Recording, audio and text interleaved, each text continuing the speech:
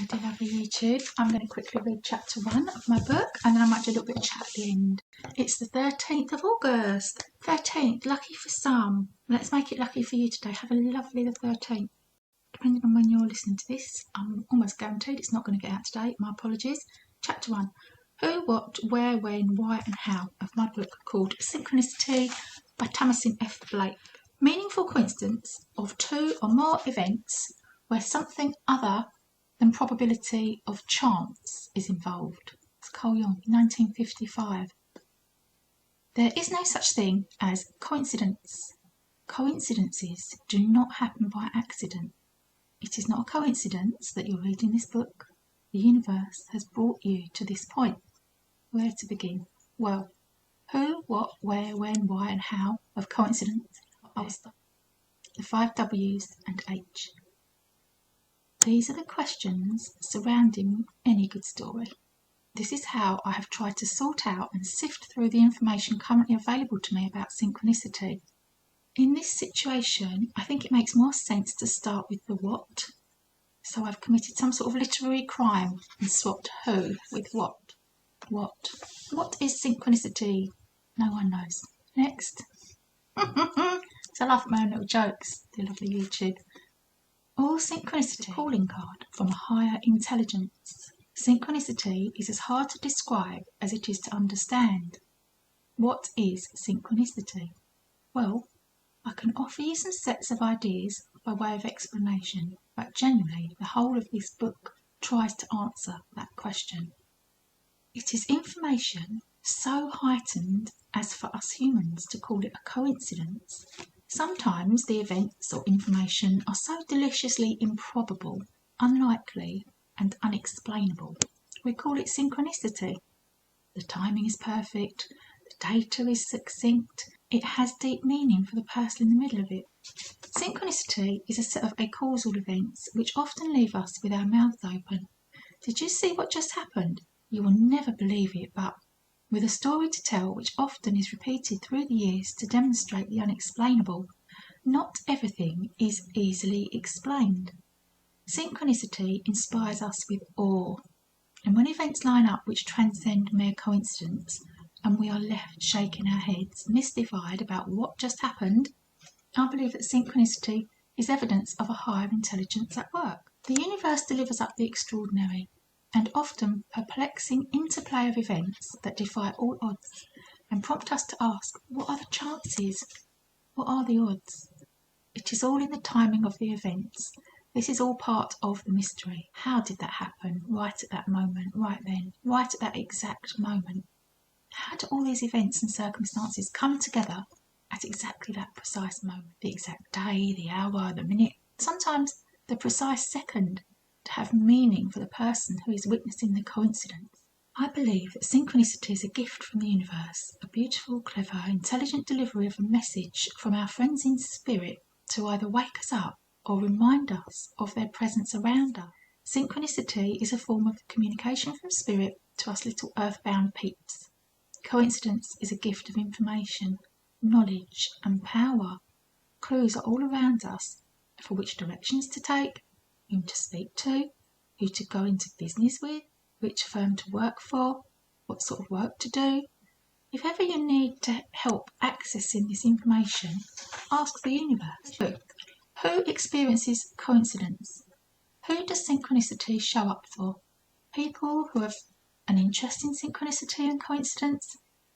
Not necessarily people who are looking for coincidence, but people who have a mindset that is able to recognise life events, symbols, creatures, nature and the people around them.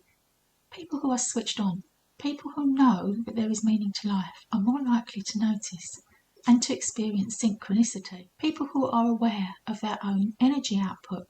There are many people on the planet who are having coincidental events and experiences which bring them comfort and feel so meaningful as to be life-changing for them. And even for the people who are just hearing about the synchronicity are having their lives changed for the better. Coincidence can and does happen for anyone. It is more likely to happen to people who are emotionally invested in a coincidental experience. The person who lives in joy and loves coincidence may well notice more coincidences than a person who doesn't believe there is an intelligent universe dishing up coincidences on their behalf. Everyone can. However, some people seem to be more aware of coincidences than others. Sometimes even the most hard-headed, material-bound person is slapped with a coincidence which they find difficult to just skip over, overlook or ignore. I think a lot of people are aware of coincidence, and though some people attribute meaning, as I have done, to life events and symbolism, not everyone is left in awe at synchronicity, especially coincidences which happen to other people. Some people find it hard to empathise with a coincidence which has no meaning for them. There is another train of thought that coincidence and synchronicity show up in the improbable life, the lives of the insecure, the unstable lives. Why would this be?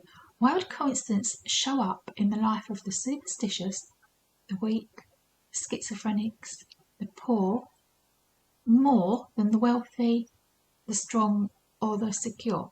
And again, how are we to know? Because a lot of people just don't admit to it, do they? They don't admit to finding any meaning in coincidence.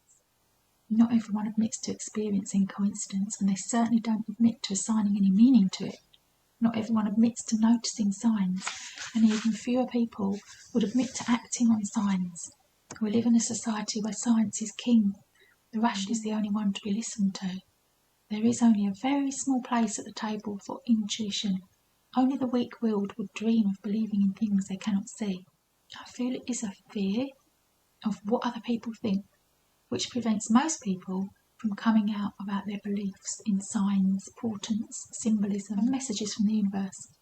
Synchronicity shows up for a person who lives in the moment, for the moment, with no thought for the future, and who may well be creating their own instability, or they may be creating their own reality. The person living with an open mind may be living in the middle of an unstable, unwritten life experience. A person with no definite goal, no set path, no direction, no definite purpose, is at risk of allowing the universe, with a propensity towards chaos, to take control and mess with them. It is this person who finds themselves at the mercy of divine intervention, in the form of a set of improbable circumstances, otherwise known to us as synchronicity. The universe conspires to save his or her soul, or perhaps even their life, and to create a stable scenario around the person. I can imagine an intelligent universe rushing to his aid, bringing seemingly implausible events together. Synchronicities, which only a higher intelligence could possibly put together in order to help him realise the path for his highest good. Synchronicities, which I also think that the coincidence stories which make it into common knowledge mainly are extreme. They have to be extreme to pique our interest. And when does a set of synchronicities become obvious? When it is extreme. An extreme set of disastrous circumstances would take an extreme set of synchronicities to save the person in the middle of it. We will never know if the universe dishes up more meaningful coincidences for people who keep the experiences to themselves. You know, like being generous and not telling people about it. Have you heard that one? If you're generous and you tell everyone what a generous person you are, then you're not that generous-natured. If you need other people to know about your generosity, then the ulterior motive to your giving nature is just to be highly thought of by other people, which sort of cancels out the acts of generosity. Your generosity, ideally, is between you and the person you have gifted with your generosity and God. I can't remember where I heard that little snippet from. I think it comes from some beliefs in karma, the idea that what goes around comes around, and if you tell people of your good works, you've already been rewarded. I wonder if it is the same with coincidence. I risk sharing my coincidences because I'm happy for people to think what they want of me. In order to put this information out there as a way to help people, I have to accept that it might be met with ridicule and scorn, which is okay by me. This book is for those who have eyes to see. There is so much still that we don't know, isn't there? Whatever your beliefs or your understanding or experience of spiritual laws, know that coincidence is right up there with the highest vibrations in the universe. So back to the business of being bothered about what other people think. You know, believing in synchronicity as a communication from a higher intelligence and not wanting to talk with other people about it in case they think we're completely mad.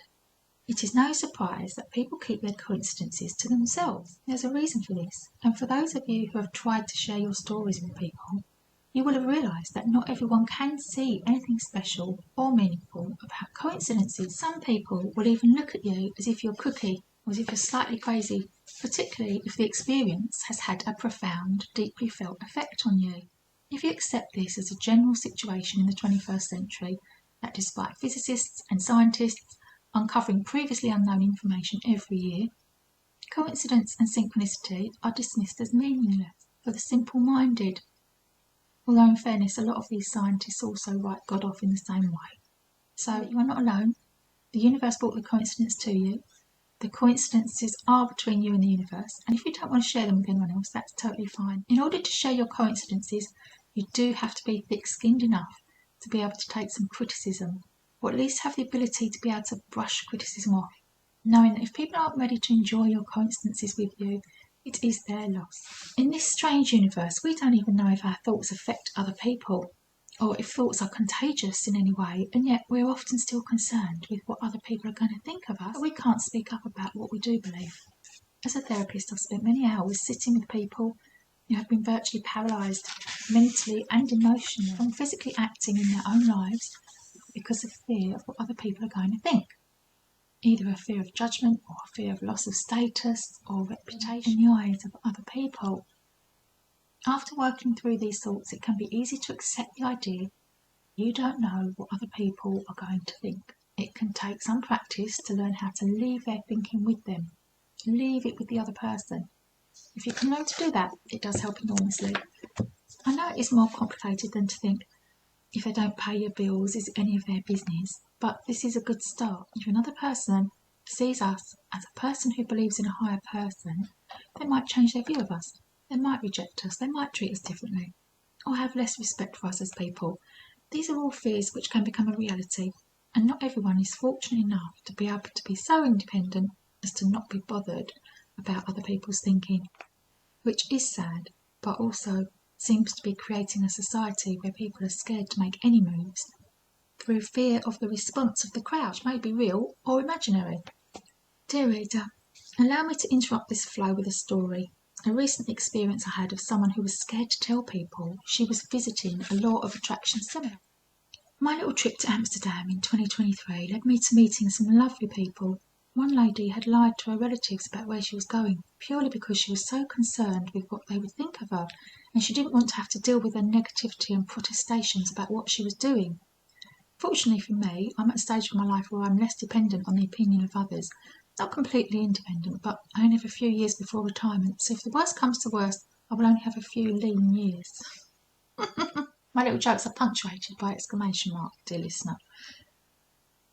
I am also very fortunate to have developed a secure sense of inner being. My sense of self is not that easy to shake. But for those of you still on your path of being dependent, semi-dependent, codependent on the opinions of others, I can completely understand why you would want to keep your amazing synchronicity stories to yourself. If a story has deep meaning purely for you, not everyone is going to get it. Not everyone is going to understand why it feels so important to you, and your work here is not to try and explain to people who don't have the ears to hear. That would be like talking about your feelings to someone who is non-empathic, or like banging your head against a brick wall. Pointless, discouraging, and disheartening, and it might even deter you from sharing again. If you are blessed enough to be touched by a meaningful coincidence, it is your choice whether you share that story with other people. There's no way of telling how people are going to react, and if you are in any way uncertain of how they will feel about it, it's probably best to keep your story to yourself until you feel completely comfortable to share it, or until you are sure that you can handle any fallout, criticism, pushback, or attempted invalidation of your feelings. Now, as the Bible quote says, do not cast pearls before swine. In the King James Version of the Bible, Matthew 7:6 states, give not that which is holy unto the dogs, neither cast ye your pearls before swine, lest they trample them under their feet, and turn again and rend you. In other words, don't give things of value to those who will not understand or appreciate them. Putting out feelers around certain subjects is always a good idea. Rather than jumping in and laying it all out there for them to take it or leave it, try not to waste your energy where possible. Sometimes it can't be helped, obviously, right every time, but trusting your own intuition is a good place to start. The information you have been blessed with is between you and Source, or the universe, or God. It is your story. Share it with who you want. Where? Where does it happen? Everywhere and anywhere. At home, at work, at school, college, in church, at the doctor's, the vet's, the supermarket, indoors, outdoors, via the computer screen, your phone, on holiday, while you're asleep, in your dreams, while meditating, having a chat, at a party, on holiday, doing the housework, literally anywhere and everywhere. Whether the territory is familiar or completely foreign to you matters not. Sometimes the coincidences are noticed because we are paying more attention. We don't know which road we have to drive down or which bus we have to catch. So we're paying more attention to our surroundings as a matter of necessity. But the coincidences can and do show up in our everyday habitat. Places often feature in coincidences, and sometimes just a place name. It's a little story of mine about coincidence. Many years ago, I was living in Westcliff-on-Sea, Essex in the UK. I was visiting my mum, who was living in Devon. Little backstory for you, because I can. If you can't be self-indulgent writing your own book, where can you be? The relationship between my mum and I was strained and difficult for both of us. We did manage to keep in contact, and we wrote each other letters, at least 3 times a week. At times in our lives, this correspondence kept us both going, and it kept us in touch with the important things that were happening, as well as the less important things. Often, we wrote about tarot readings we had, or messages from mediums in spiritualist churches. Towards the end of her life, we had smoothed over a lot of our difficulties, and we had healed some of the most damaging aspects of our relationship. I would say that we had the best relationship that could have been expected from either of us. There was no ill will, nothing to be forgiven, and a deep understanding and respect between us. We did have a good laugh whenever we spoke on the phone, because we did understand each other, and we could get on each other's wavelength with a little wiggle from either side. I would call it success that we had moved past the worst of our life experiences together, and we were still communicating. To this end of trying to stay in touch, I would visit her every couple of years. She had moved to Devon to retire, not just from, but also from the trauma of her experiences in Essex. Moving away for her felt like a healing option. As I was growing up, I picked up the habit of going to spiritualist church with my mum. My mum had a need to hear from my brother, Robert, after he committed suicide at the tender age of 15. I was 10 at the time. My mum had been to a medium who had told her that my brother was going by the name Bob now, in spirit. Bob in spirit. We both took that on board. It seemed right to both of us that he would have gone from being a Bob being known as a Bob. Travelling 300 miles to visit my mum involved borrowing or hiring a car, saving money to pay for petrol from limited resources, just for perhaps a 30-minute visit, which was all my mum could handle. It was a source of duty for both of us. We met up because we should, but it wasn't a natural desire from either of us. This particular year, I'd done my bit. I'd arranged a car, petrol, my son had been looked after by a friend, and I'd made it to Devon for a couple of days. At the time, I knew my brother in spirit would have wanted me to carry on trying to have a relationship with my mum. I think it was harder for her to see me than for me to see her, but she made the effort, and we managed the stress and anxiety between us. This is enough for you to know, dear reader, by way of understanding how I was feeling about my trip to Devon. By the second day, we both had enough of each other, even though we had some beautiful coincidences during the first day. Now, we'll come to that story in a moment. Let me finish this part of the story first. I decided that I needed some space and air, and I chose to take a walk on my own. My mum didn't want to venture out, and definitely not to any unknown places. Walking up the cobbled stones, I appreciated the beautiful architecture, the history of the buildings, and I headed for the top. As I reached the top of the hill, I appreciated the beautiful view of the sea, a perfect blue sky, a few white clouds, some seagulls cawing, and a perfect snapshot for my mind, an optical reward for making the effort of climbing a hill. I turned to head back down. I noticed a plaque on the side of a house wall. It was the only house at the top of the hill. The house was called Westcliff, which is where I had just driven from, and it did make me laugh. The universe gave me something to laugh at amidst the sadness. It was perfect, and I loved the coincidence. And when I saw my mum the next day, it lightened her mood as well, and we both enjoyed the coincidence. Another synchronicity happened during that particular visit. My mum and I had agreed to walk along the promenade by the sea. A short walk, just to meet up and spend a little bit of time together, literally a little bit of time. We walked along the seafront, heading towards a colourful marquee where there was a queue of people, naturally curious over a queue. The British genes kicked in, and my mum and I walked towards the grassy area. As we walked up to the grass, a young lady appeared leading a donkey, and I'd been talking to my mum about synchronicity and coincidence and what it means. I mentioned it because I'd seen the name Ash show up as I was walking to meet my mum. My son Charlie has a good friend, the son of one of my friends. His name was Ash, and the name kept showing up. And I was contemplating the idea that it isn't just people in spirit who send nudges to say hello. Sometimes the universe prompts us to contact people who are still living. As my mum and I stood there, we watched as a line of donkeys were led past us, the queue for some children to ride on them up and down the beach. The beautiful little donkeys all had coloured nosebands with their names printed on them. The first donkey was called Ash. We both laughed, and it was such a light relief moment, a reminder for both of us that laughter was such a big part of our relationship. It really did help to heal both of us because we had the same sense of humour. The next little donkey walked past. His name was Charlie. We laughed again. Both names that we'd been talking about. The third donkey was called Rob, a reminder of my father in spirit. Neither of us laughed or felt surprised. The next donkey came along, and the noseband read Pinky. I didn't have anything meaningful around the name Pinky, but I was still enjoying the coincidence of the names of the first 3 donkeys. I glanced at my mum. She was holding her hand to her mouth. She seemed shocked. She held her hand out to show me her little finger, pinky finger. She was wearing a pinky ring with a blue star, which I'd never seen before. She explained that she wears it to remind her of Rob. For my mum, the names of the last 2 donkeys had more meaning than a lot of tarot readings and church services put together. We walked away from the donkeys, pleased, satisfied, and surprised by the experience.